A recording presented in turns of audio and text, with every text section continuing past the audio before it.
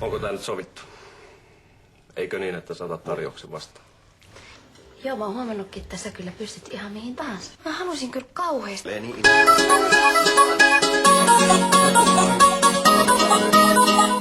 Otan tuomaan.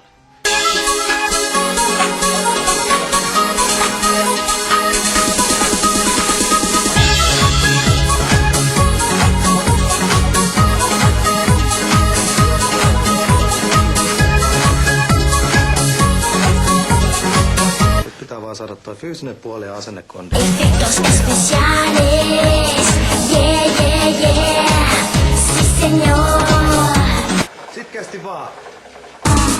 Yeah, yeah, yeah, tú y yo a la... Muista käyttää etureisiä kanssa. Mä ei jaksa enää. Oho, katos vaan. Me voidaankin alkaa lopettelemaan. Nyt meet kotiin juomaan ja suihkuun. No me vaan. Voimakestävyydessä on kyllä parantamisen varaa. Adiós, adiós, el silencio loco, bailando, bailando. Amigos, adiós, adiós, el silencio loco. Sí señor, corona de cristales, yeah, yeah, yeah, sí señor. Sulle jää monimies kakkoseksi. Kiitos. A la fiesta, tú y yo, toda la noche tú.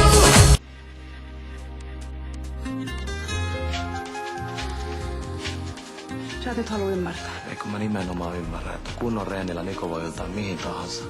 Oot sä tekemässä siitä jotain olympiaurheilijaa? No mutta on ihan hyvä idea. No, mutta se on täysin epärealistinen. Niko on harrastaja, eikä muuksi muutu, vaikka sä kuinka treenauttaisit sitä. Tuolla lailla sä vahvistat Niko itseluottamusta.